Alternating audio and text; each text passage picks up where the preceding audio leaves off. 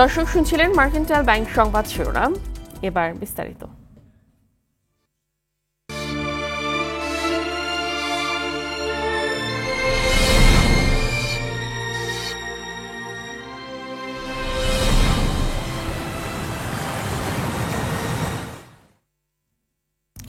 ধীরগতিতে কমছে বন্যার পানি, এখনো পানিবন্দী আছে লাখ লাখ মানুষ। বন্যার সবচেয়ে ভয়াবহ রূপ দেখা গেছে ফেনীতে। এই জেলায় পানিবন্দী মানবেতর দিন কাটছে বানভাসীদের। খাবার ও বিশুদ্ধ পানির চরম সংকটে রয়েছেন তারা। পানিতে বাড়ি ঘর রাস্তাঘাট ডুবে থাকায় দুর্গত এলাকার মানুষের যোগাযোগ বিচ্ছিন্ন আছে। নোয়াখালীতে এখনো পানিবন্দী আছে কয়েক লাখ মানুষ, লক্ষ্মীপুরে পানিবন্দী আছে 7 লাখ মানুষ। ধীর গতিতে বন্যার পানি কমছে কুমিল্লাতে, তবে এখনো পানিবন্দী আছে 7 উপজেলার 10 লাখ মানুষ। বন্যা পরিস্থিতির উন্নতি হয়েছে মৌলভীবাজারে।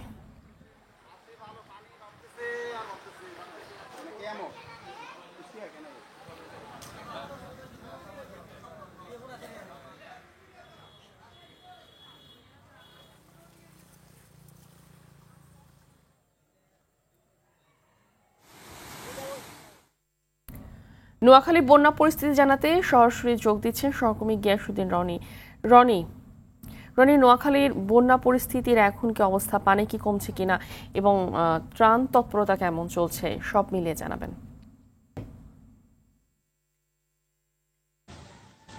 ফাহমিদা, ধন্যবাদ। আপনি যেমনটি জানতে চেয়েছিলেন, নোয়াখালীতে বন্যা পরিস্থিতি এখনো অপরিবর্তিত রয়েছে। কোথাও পানি হালকা কমেছে এবং কোথাও বেড়েছে। তবে সর্বশেষ মানুষ পানিবন্দী হয়ে নাকাল অবস্থায় রয়েছে এবং আমরা দেখতে পাচ্ছি বিভিন্ন উপজেলায় যে মানুষ হাঁটু পরিমাণ পানি মারিয়ে গ্রাম অঞ্চলের সড়ক থেকে বিভিন্ন প্রধান সড়ক ও শহরের সড়কগুলোতেও চলাচল করছে। এছাড়া আপনাদের জানিয়ে রাখি, গতকাল সকাল এবং দুপুরের দিকে নোয়াখালীর বেগমগঞ্জে পৃথক দুর্ঘটনায় পল্লী বিদ্যুতের 2 জন লাইনম্যান সহ এক শিক্ষার্থী বিদ্যুৎ পৃষ্ঠে নিহত হয়। স্থানীয়রা জানিয়েছেন যে অতি বন্যার পানিতে সৃষ্ট জলাবদ্ধতায় তারা কাজ করতে গিয়ে এই দুর্ঘটনার শিকার হয়। এ নিয়ে নোয়াখালীতে বন্যায় সৃষ্ট সমস্যায় 8 জন পর্যন্ত নিহত হয়েছে বলে আমরা স্থানীয়ভাবে জানতে পেরেছি। অপরদিকে আমরা বিভিন্ন আশ্রয় কেন্দ্র ঘুরে দেখেছি যে সেখানে শিশু খাদ্যেরও সংকট রয়েছে এবং যেই গ্রাম অঞ্চলের আশ্রয় কেন্দ্রগুলো রয়েছে, প্রত্যন্ত অঞ্চলের আশ্রয়গুলো, সেগুলোতে তো কিন্তু খাদ্য সমস্যাও রয়েছে কিছুটা। তবে একেবারে প্রত্যন্ত অঞ্চলের মানুষগুলো হাহাকার করছে। তারা অভিযোগ করছে যে তাদের খাবার সংকট, বিশুদ্ধ পানির সংকট এবং তারা যে পানিবাহিত রোগ আক্রান্ত রয়েছেন সেসব ওষুধেরও সংকট রয়েছে। আমি গতকাল রাতে নোয়াখালীর কোম্পানিগঞ্জ উপজেলার বিভিন্ন এলাকায় ঘুরে দেখেছি এবং দেখেছি এই কোম্পানিগঞ্জ থেকে যে বসুরহাট থেকে যে ফেনীমুখী যে সড়ক রয়েছে, এটি একটি প্রধান আঞ্চলিক মহাসড়ক। এই সড়কটিতে কিন্তু যান চলাচল একেবারেই কমে গেছে। এখানে কোমর এবং কোথাও হাঁটু পরিমাণ পানি রয়েছে। এতে করে যারা অসুস্থ হয়ে পড়ছে তাদেরকে কিন্তু উন্নত চিকিৎসার জন্য নেওয়ার ক্ষেত্রে, ফেনী নেওয়ার ক্ষেত্রে ব্যাপক দুর্ভোগ পোহাতে হচ্ছে। অনেককে আমি দেখেছি কাভার ভ্যান টাকে করে চলাচল করতে। আজ সকালে আমি আবহাওয়া অধিদপ্তরের কর্মকর্তার সাথে কথা বলেছিলাম। তিনি আমাদেরকে জানিয়েছেন যে গত 24 ঘন্টায় নোয়াখালীতে 65 মিলিমিটার বৃষ্টিপাত হয়েছে। লঘুচাপ বিরাজ থাকায় নোয়াখালীতে কিন্তু আরও বৃষ্টিপাতের সম্ভাবনা রয়েছে। ফাহমিদা, আমার কাছে নোয়াখালীর বন্যা পরিস্থিতি নিয়ে এই ছিল সর্বশেষ। ধন্যবাদ আপনাকে। বন্যা পরিস্থিতি জানাতে আমাদের আরেক সহকর্মী সাদ্দাম হোসেন যোগ দিচ্ছেন ব্রাহ্মণবাড়িয়ার আখাউড়া থেকে। সাদ্দাম, দুর্গত এলাকার কি পরিস্থিতি দেখছেন এই মুহূর্তে, জানাবেন বিস্তারিত। ফাহমিদা, আপনাকে ধন্যবাদ। আপনি জানেন যে ভারতের উজান থেকে নেমে আসা যে পানি, সে পানিতে কিন্তু ব্রাহ্মণবাড়িয়ার আখাউড়ার যে 5টি ইউনিয়ন সেগুলো কিন্তু প্লাবিত ছিল। প্লাবিত হওয়ার পরে কিন্তু এই আখাউড়া উপজেলায় 11টি আশ্রয় কেন্দ্র করেছিলেন উপজেলা নির্বাহী কর্মকর্তা। এই 11টি আশ্রয় কেন্দ্রে কিন্তু 1500 পরিবার, পানিবন্দী যে সমস্ত 1500 পরিবার ছিলেন তারা কিন্তু বিভিন্ন আশ্রয় কেন্দ্রে ঠাঁই নিয়েছিলেন। এই মুহূর্তে টানা বৃষ্টি না হওয়ার ফলে কিন্তু আমরা আমাদের এই ব্রাহ্মণবাড়িয়ার যে আখাউড়ার যে নিম্নাঞ্চলগুলো ছিল সেগুলো কিন্তু ইতিমধ্যে ভেসে উঠেছে, কিন্তু রয়ে গেছে তার ক্ষত চিহ্ন। আমি যেখানে দাঁড়িয়ে আছি সেখানে কিন্তু তিনটি পরিবারের বসত ভিটা কিন্তু পানির তুরে নিয়ে গেছে এবং একেবারে কিন্তু অসহায় হয়ে পড়েছে। এই পরিবারগুলোকে কিন্তু উপজেলা প্রশাসন পক্ষ থেকে কিংবা স্বেচ্ছাসেবী অন্যান্য দল মত নির্বিশেষে যারা আছেন তারা কিন্তু বিভিন্নভাবে পুনর্বাসনের জন্য সহযোগিতা করছেন এবং সব মিলে আমরা বলতে পারি যে ব্রাহ্মণবাড়িয়ার আখাউড়ার যে বন্যা পরিস্থিতি উন্নত হয়েছে কিন্তু ক্ষয়ক্ষতির পরিমাণ কিন্তু দিন দিন বাড়ছে। এখানে জানেন এখানে এই এলাকায় কিন্তু মৎস্যজীবীরা মৎস্য চাষ করছেন কিংবা বর্তমানে যে সবচেয়ে বেশি যে খারাপের ক্ষয়ক্ষতির চিহ্ন আসছে যে পানির যেই তুর ছিল সেই পানির তুরে কিন্তু বিভিন্ন রাস্তাঘাট বাড়ি সবগুলো কিন্তু ভেঙে একেবারেই চলাচলের অনুপযোগী হয়ে পড়েছে। আমি যেই জায়গাটিতে দাঁড়িয়েছি কখনো কল্পনাই করেনি এখানকার স্থানীয়রা যে আসলে এই জায়গায় এত বড় ক্ষত চিহ্নের আকার ধারণ করবে এবং আমার পেছনেই ছিল একটি বসত ভিটা, সেই বসত ভিটাটা কিন্তু পর্যন্ত পানির তুলে নিয়ে যায়। ফলে কিন্তু এখানে তিনটি পরিবার কিন্তু একেবারে অসহায় পড়ে। সব মিলিয়ে আমাদের ব্রাহ্মণবাড়িয়ার আখাউড়ার বন্যা পরিস্থিতি উন্নত হয়েছে কিন্তু ক্ষত চিহ্নর পরিমাণ যে ক্ষয়ক্ষতি সেটা কিন্তু বাড়ছে। এখানকার যারা ক্ষতিগ্রস্ত হয়েছেন তারা এলাকাবাসী সহ সবার একটাই দাবি যে তারা বন্যার পরবর্তীতে যারা এই মুহূর্তে বাড়ি ছাড়া হয়েছেন তারা যেন উপজেলা প্রশাসন কিংবা দলমত নির্বিশেষে যারা কিংবা স্বেচ্ছাসেবী যারা সামাজিকভাবে কাজ করছেন তারা যেন তাদেরকে পুনর্বাসনের একটি ব্যবস্থা করে দেন এমন জোর দাবি কিন্তু জানাচ্ছেন। আরেকটি বিষয় আমি বলে রাখি যে গতকাল থেকে কিন্তু আখাউড়া আন্তর্জাতিক যে ইমিগ্রেশনের যাত্রী পারাপার দীর্ঘ 5 দিন বন্ধ থাকার পর কিন্তু শুরু হয়েছে, যদিও সীমিত পরিসরে আখাউড়া আগরতলার যে বাণিজ্য আমদানি রপ্তানির বাণিজ্য কার্যক্রম সেটি কিন্তু শুরু হয়েছে। তো ফাহমিদা এই ছিল ব্রাহ্মণবাড়িয়ার আখাউড়া থেকে আমার কাছে বন্যার পরিস্থিতির সর্বশেষ খবরাখবর। জি ধন্যবাদ আপনাকে। আকস্মিক বন্যায় বিপর্যস্ত ফেনী, নোয়াখালী, কুমিল্লা সহ 11 জেলার বিস্তীর্ণ অঞ্চল। এমন এক দুর্যোগ যার প্রভাব দীর্ঘমেয়াদী। বন্যার পানি নেমে গেলেও সহসা স্বাভাবিক জীবনে ফিরতে পারবে না মানুষ। প্রধান চ্যালেঞ্জ দুর্গত মানুষের পুনর্বাসন, রোগ ব্যাধি মোকাবেলা, ক্ষয়ক্ষতির পাশাপাশি মানসিক স্বাস্থ্য। সব হারানো মানুষগুলোর পাশে দাঁড়ানোর তাগিদ বিশেষজ্ঞদের। তারা বলছেন বাংলাদেশের স্বার্থ রক্ষায় যৌথ নদী কমিশনের সক্ষমতা বাড়ানোর বিকল্প নেই। অথরা ইয়াসমিনের রিপোর্ট। প্রবল বর্ষণ আর ভারত থেকে নেমে আসা ঢলে আকস্মিক বন্যার কবলে পড়ে দেশের উত্তর পূর্বাঞ্চল ও দক্ষিণ পূর্বের 11টি জেলা। প্রাণ যায় অন্তত 23 জনের। ক্ষতিগ্রস্ত হন 57 লাখ মানুষ। তবে ক্ষত ভয়ঙ্কর হয়ে ওঠে বন্যা পরবর্তী সময়ে। পানি নেমে গেলেও প্রভাব থেকে যায় দীর্ঘদিন। পানি নামলে স্পষ্ট হবে ক্ষয়ক্ষতির চিহ্ন। তখন প্রয়োজন পুনর্বাসনের। বন্যার সময় তো বটেই, পরবর্তী সময়েও আক্রান্ত এলাকার বাসিন্দাদের বড় চ্যালেঞ্জ শারীরিক সুস্থতা। বন্যার পর দেখা দেয় পানিবাহিত রোগের প্রকোপ। সংকট তৈরি হয় বিশুদ্ধ পানি আর নিরাপদ খাবারের। এই পানিবাহিত যেই রোগের যেই ঔষধ, এগুলো কিন্তু বেশি দামি ঔষধ না। এই ঔষধগুলো এখনই মজুত করে এখনই কিন্তু ওই দুর্গত এলাকায় কিন্তু দিতে হবে, নাইলে কিন্তু এই পানিবাহিত যে রোগ ডায়রিয়া, কলেরা এবং স্কিন ডিজিজ এগুলো কিন্তু হবে এবং এগুলো এখন না নিলে কিন্তু এটা সামাল দেওয়া যাবে না। পানি বিশুদ্ধকরণ ট্যাবলেট, সুপেয় পানি, এগুলো এখন কিন্তু পানি কিন্তু কন্টামিনেটেড হয়ে গেছে, দূষিত হয়ে গেছে, আন্ডারগ্রাউন্ড পানি। এই পানি খেলেও কিন্তু রোগ বেলাই হতে পারে। তাদের বাঁচিয়ে রাখতে হবে, তারপর তাদের পুনর্বাসনে আমাদের মধ্যমেয়াদী দীর্ঘমেয়াদী পদক্ষেপ নিতে হবে। প্রতি বছর যেন এমন বন্যা না হয়, এর জন্য প্রয়োজনীয় পদক্ষেপ নেওয়ার পরামর্শ এই বিশেষজ্ঞের। এটা যদি কোনো রাস্তা না থাকতো, যদি ন্যাচারাল অবস্থায় থাকতো, তাহলে কিন্তু পানিটা সাথে সাথে নেমে চলে যেত সাগরে। কিন্তু আমরা বিভিন্ন ধরনের এমব্যাঙ্কমেন্ট করেছি, রাস্তা করেছি, এরাও তো বাধাগ্রস্ত করেছে পানিকে। নদী ছাড়া আর কোনো দিক দিয়ে যেতে পারে না। এবং আমরা রাস্তাগুলো করি যথেষ্ট পরিমাণ, আমরা এই যে পানি যাওয়ার পর রাস্তা রাখি না, কালভার্ট বা ব্রিজ এগুলো যথেষ্ট আমরা মনে করি রাস্তাই করে ফেলি। কিন্তু বৃষ্টি হলে, বন্যা হলে যে এরকম পরিস্থিতি হবে এটা আমাদের মাথায় রাখি। এখন পর্যন্ত বন্যা নিয়ন্ত্রণ, বন্যার এই কারণ এবং বন্যার প্রতিকারের এগুলো সব অ্যাপ্লাই করে যদি আমরা পরিকল্পিত ওয়েতে বন্যা নিয়ন্ত্রণ দিই, তাহলে বন্যার প্রকোপ অবশ্যই আমাদের। সবার সহযোগিতায় দুর্যোগ কাটিয়ে শিগগিরই মাথা উঁচু করে দাঁড়াবে বানভাসী মানুষ, সেই প্রত্যাশা সকলের। ক্যাচমেন্ট এরিয়া একটা রিভারের, একটা নদীর, এটার 90% উপরে এই পানির যে উৎসটা এটা কিন্তু বাহতের ভিতরে। 2-3 দিন আগে যখন বৃষ্টিটা শুরু হয়েছে, বলতে এখান থেকে যদি পেতাম কিছুটা হলো প্রস্তুতি নিতে পারতাম। অধরা ইয়াসমিন, RTV, ঢাকা।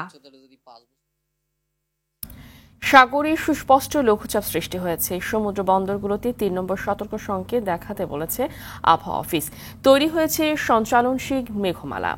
এ বিষয়ে জানাতে সরাসরি যোগ দিচ্ছে সহকর্মী আশিকুল আলমের সঙ্গে। আশিক, চলমান বন্যার মধ্যে বৃষ্টির আশঙ্কার ব্যাপারে কি জানতে পেরেছেন?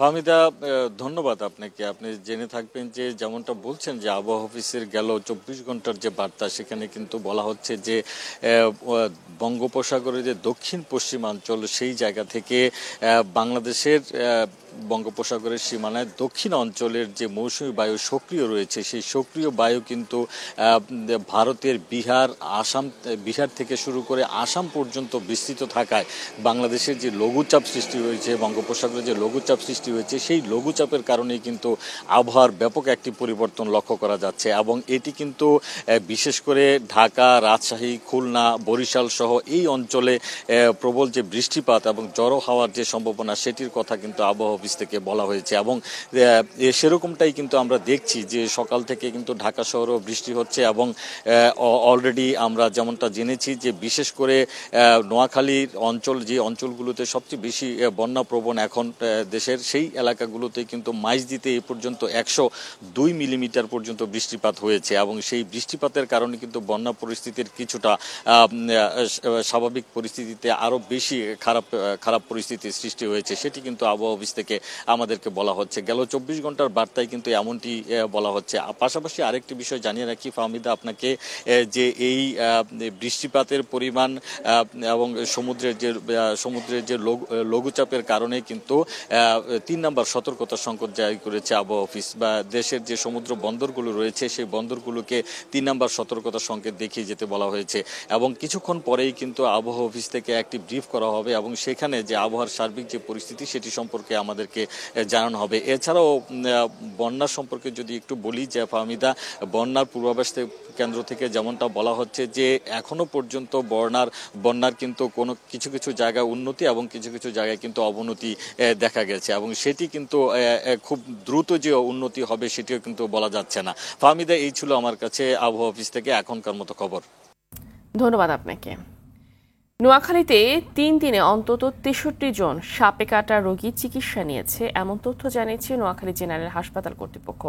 স্থানীয়রা জানায়, ফেনীর মুহুরী নদীর উজানের পানি এবং ভারী বর্ষণে নোয়াখালীর ৮৭টি ইউনিয়নের ২০ লাখেরও বেশি মানুষ পানিবন্দী।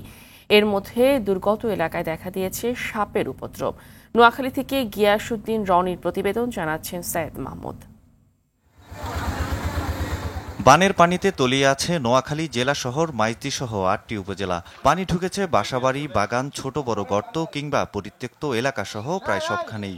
এতে আবাসস্থল থেকে বেরিয়ে আসছে বিষধর সাপ, ছুটে বেড়াচ্ছে শয়নকক্ষেও। এতে খাদ্য ও পানি সংকটের মধ্যে নতুন করে হাজির হয়েছে সাপ আতঙ্ক। নোয়াখালী জেনারেল হাসপাতালের তথ্য বলছে, গত ৩ দিনে সাপের কামড়ে অসুস্থ হয়ে শিশুসহ অন্তত ৬৩ জন চিকিৎসা নিয়েছে। আজকে সকালবেলা আমার চাচাতো ভাই ঘাটে গেছে কাজ করার জন্য, একটা সাপে তার দংশন করছে। আমরা সদর মেডিকেল জেনারেল হসপিটালে আসছি। ঘরের দুয়ারে অনেক সাপ ঢুকে যাওয়ার কারণে গ্রামের সব মানুষ খুব আতঙ্কে আছে, আমরা সবাই আতঙ্কে আছি। স্থানীয় বাসিন্দারা বলছেন, বন্যার পানি বেড়ে যাওয়ায় তীব্র স্রোতে টিকতে না পেরে সাপসহ অনেক জীবজন্তুই বাসা বাড়ি কিংবা উঁচু স্থানে আশ্রয় নিচ্ছে। এতে আতঙ্ক ছড়িয়ে পড়েছে দুর্গত এলাকায়। আমরা বন্যার ভয়ে, সাপের ভয়ে ঘরে থাকতে পারি না, কিন্তু মানুষের আশ্রয় পেয়েছে, আমরা এখনো বাসায় আছি। আর আমাকে আতাল করছে উঠে ঘরের ভিতরে, আপনারা যদি দয়া করেন আমাদের গরিবের দিকে। হাসপাতালে ভর্তি রোগীদের প্রয়োজনীয় চিকিৎসা সেবা দেবার পাশাপাশি সচেতনতা বৃদ্ধিতে কাজ করা হচ্ছে বলে জানান এই চিকিৎসক। সর্পদংশনের কারণে আমাদের হসপিটালে এসেছে। এর মধ্যে গত ২৪ ঘন্টায় মোটামুটি ২৮ জনের মতো ভর্তি হয়েছে। যেহেতু এই সমস্যাটা প্রকটভাবে ধারণ করছে, আমরা চাই যে সবাই এদিকে সতর্ক দৃষ্টি পান। বন্যা দুর্গত এলাকায় পর্যাপ্ত অ্যান্টিভেনম ইনজেকশন প্রস্তুত রাখার দাবি জানিয়েছে নোয়াখালীর বাসিন্দারা। সৈয়দ মাহমুদ, RTV। ফেনী, কুমিল্লা, চট্টগ্রাম সহ দেশের কয়েকটি জেলায় বন্যার অজুহাতে চট্টগ্রামে বাজারে বেড়েছে প্রায় সব ধরনের সবজির দাম। বাজারে 100 টাকার নিচে মিলছে না কোনো সবজি। প্রতিটি সবজির দাম কেজিতে বেড়েছে 40 থেকে 60 টাকা পর্যন্ত। বাজারে প্রতি কেজি বরবটি 160 টাকা, শসা 120 টাকায়, চিচিঙ্গা 100 টাকা, আলু 65 টাকা, বেগুন 140 টাকা, কাঁচা মরিচ পাইকারিতে বিক্রি হচ্ছে 300 থেকে 350 টাকায়। বেড়েছে মাছ ও মুরগির দামও। বন্যা পরিস্থিতির উন্নতি না হওয়া পর্যন্ত দাম কমার কোনো সম্ভাবনা নেই বলে জানান ক্রেতারা।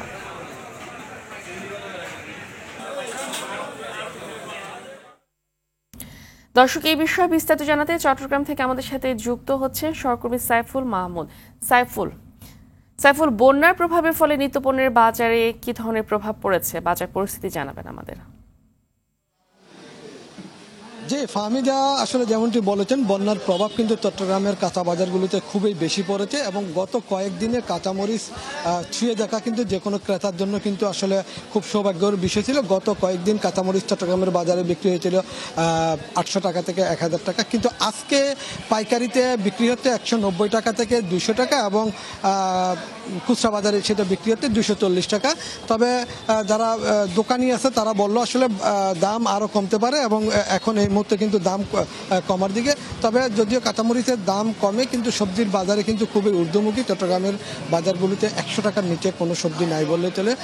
টমেটো বিক্রি হচ্ছে 300 টাকা পাইকারিতে এবং সেই টমেটো খুচরা বাজারে এসে কত টাকা বিক্রি হবে সেটা কিন্তু বোঝা যায়। এবং কাঁকরোল, তিত কাঁকরোল বিক্রি হচ্ছে আপনার 120 টাকা থেকে 30 টাকা এবং সেই সাথে মিষ্টি কাঁকরোল বিক্রি হচ্ছে 140 টাকাতে, বেগুন বিক্রি হচ্ছে 160 টাকাতে, পটল বিক্রি হচ্ছে 120 টাকা থেকে 130 টাকা, ফুলকপি বিক্রি হচ্ছে 120 টাকা থেকে 130 টাকা। আসলে কোনো কিছুই কিন্তু একেবারে 100 টাকার নিচে নাই বললে চলে। এবং একই সাথে যে বন্যার পরিস্থিতি, সেই বন্যার দোয়াই দিয়ে কিন্তু তারা বাড়িয়ে দিয়েছেন এবং কোনোভাবে এটা কমবে সেটাও বুঝে যাচ্ছে না। আরেকটা বিষয় হচ্ছে যে ফার্মের মুরগির দাম বেড়েছে। গত সপ্তাহের তুলনায় এই সপ্তাহে 20 টাকা ফার্মের মুরগির দাম বেড়েছে। এখন 20 টাকা বেড়ে বিক্রি হচ্ছে 190 টাকাতে। দেশি মুরগি বিক্রি হচ্ছে 550 টাকা থেকে 600 টাকার মধ্যে।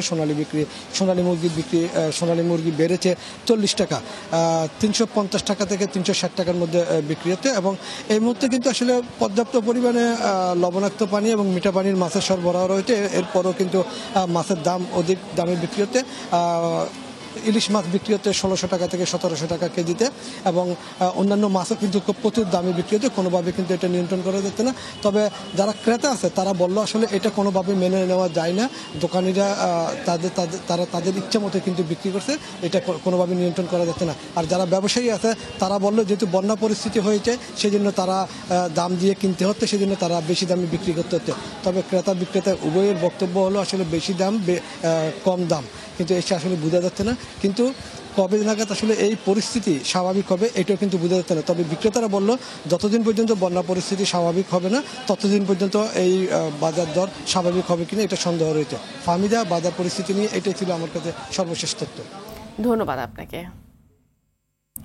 মাদারীপুরে পুলিশের গুলিতে আহত অর্ধশত মানুষের ভবিষ্যৎ অনিশ্চিত হয়ে পড়েছে। কেউ হারিয়েছে 2 চোখ, কেউ বা গুলি শরীরে বয়ে হাসপাতালের বিছানায় অসহ্য যন্ত্রণায় কাটাচ্ছেন। বৈষম্য বিরোধী ছাত্র আন্দোলনকে ঘিরে পুলিশের এমন গুলি থেকে বাদ যায়নি ছাত্র, পথচারী, শ্রমিকও। পুলিশ বলছে অতিরঞ্জিত হয়ে কোনো সদস্য গুলি ছুড়লে তদন্ত শেষে বিভাগীয় ব্যবস্থা নেওয়া হবে। মাদারীপুর থেকে সাইফুল ইসলামের তথ্যচিত্রে বিস্তারিত জানাচ্ছেন জুবায়ের রাজিন। শুভ ব্যাপারী মাদারীপুরের চরকুকরেল গ্রামের বাসিন্দা। পড়ালেখার পাশাপাশি কাজ করতেন বাবার চায়ের দোকানে। গেল 19 জুলাই বৈষম্য বিরোধী ছাত্র আন্দোলন চলাকালে দোকান বন্ধ করে বাড়ি ফেরার পথে পুলিশের গুলিতে আহত হন তিনি। সারা শরীরে গুলিবিদ্ধ হওয়ার পাশাপাশি 2 চোখেও লাগে গুলি। এতে বাম চোখের দৃষ্টি হারান তিনি, ডান চোখেও দেখেন কম। একজন পুলিশ আমাকে গুলি করে, তখন গুলিটা সর্বদা আমার মাথায় লাগে। মাথায় লাগার কারণে আমার 2টি চোখই ড্যামেজ হয়ে যায়। তো এই ট্রিটমেন্ট নেওয়ার জন্য এখন আমার বাবা মার কোনো সমর্থ নেই।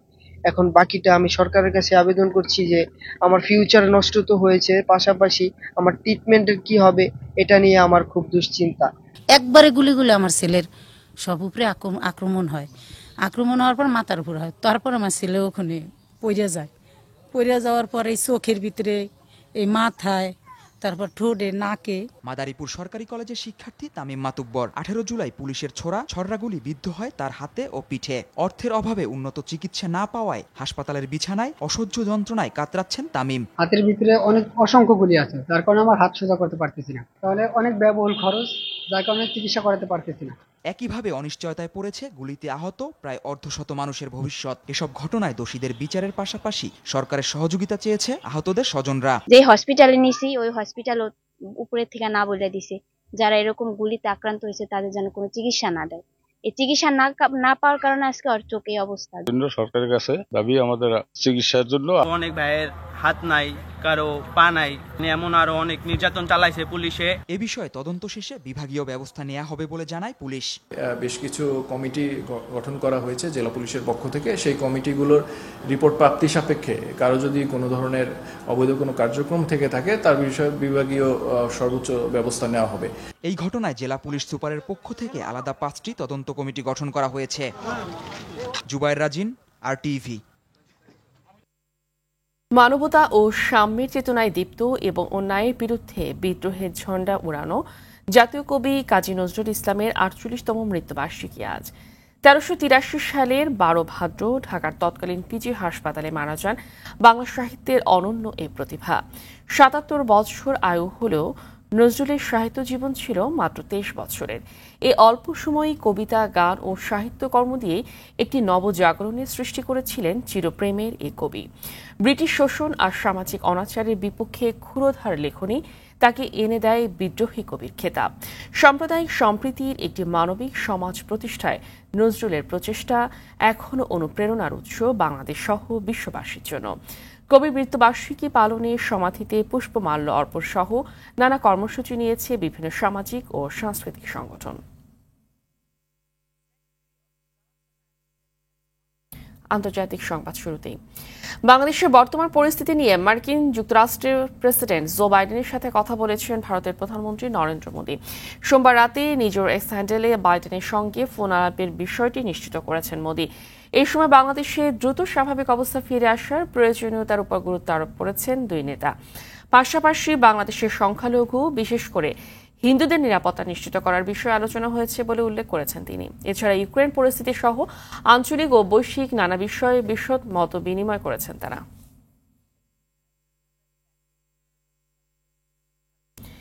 মার্কিন প্রেসিডেন্ট নির্বাচনে ডেমোক্র্যাট কমলা হ্যারিসের প্রার্থিতা ইতিমধ্যে যে আলোড়ন তৈরি করেছে তাতে অনেকটাই ম্লান হয়ে পড়েছেন প্রতিপক্ষ রিপাবলিকান প্রার্থী ডোনাল্ড ট্রাম্প। গণমাধ্যমের নজর ধরে রাখতেও রীতিমতো হিমশিম খাচ্ছে সাবেক প্রেসিডেন্ট। কমলা হ্যারিস নির্বাচনী তহবিল সংগ্রহের ক্ষেত্রেও বড় ধরনের সাফল্য পেয়েছেন। কোন প্রেসিডেন্ট নির্বাচনের প্রচারণার স্বল্প সময়ের মধ্যে এত বিপুল পরিমাণ অর্থ এর আগে কেউই তুলতে পারেননি। এক মাসের কিছু বেশি সময়ের মধ্যে $45 কোটি চাঁদা তুলেছেন কমলা। নতুন এক জনমত জরিপ বলছে ডোনাল্ড ট্রাম্পের চেয়ে 7 পয়েন্ট এগিয়ে আছেন কমলা হ্যারিস। তবে বিশ্লেষকদের একাংশের মত, জনমত জরিপে কমলা এগিয়ে থাকলেও ভোটে দুজনের হাড্ডাহাড্ডি লড়াইয়ের ইঙ্গিত মিলছে।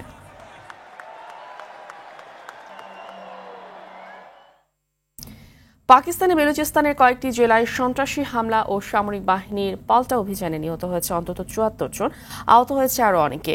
রোববার দিবাগত রাত থেকে সোমবার ভোরের মধ্যে এ প্রাণহানির ঘটনা ঘটে। বেলুচিস্তানের মুখ্যমন্ত্রী ও পাকিস্তান সেনাবাহিনীর আন্তঃবাহিনী জনসংযোগ পরিদপ্তর হতাহতের এ তথ্য নিশ্চিত করেছে। বিচ্ছিন্নতাবাদী গোষ্ঠী বেলুচিস্তান লিবারেশন আর্মি BLA হামলার দায় স্বীকার করেছে। গেল কয়েক বছরে প্রতিষ্ঠিত হওয়া সন্ত্রাসী হামলার মধ্যে এটি ছিল ভয়াবহ। বেলুচিস্তানে BLA এর পাশাপাশি সক্রিয় রয়েছে আরও বেশ কয়েকটি সশস্ত্র গোষ্ঠী।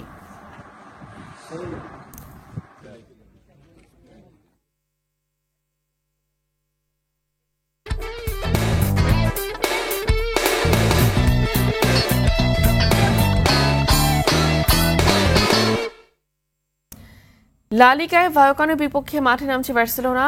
মাদ্রিদ ম্যাচ শুরু রাত 1:30টায়। এর আগে 2 ম্যাচের 2টি জিতে 6 পয়েন্ট নিয়ে টেবিলের 3 নম্বরে আছে বার্সা। এই ম্যাচ জিতলে টেবিলের শীর্ষে ওঠার হাতছানি থাকছে কাতালানদের সামনে। দলে বেশ কয়েকজন গুরুত্বপূর্ণ ফুটবলারের ইনজুরি কোচের চিন্তার বড় কারণ। ক্রিস্টিয়ান এরিকসনের সাথে ইনজুরিতে আছেন Ansu Fati, Araujo, de Jong ও গাভি। এই কয়েকজনকে ছাড়াই আজ একাদশ সাজাতে হবে কোচ হ্যান্স ফ্লিককে।